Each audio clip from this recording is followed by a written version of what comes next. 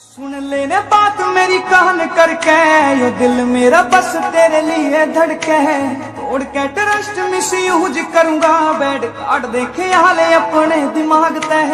तू ही मेरी जिंदगी का एम सुन ले, तू ही मेरी आखिरी उम्मीद बावली।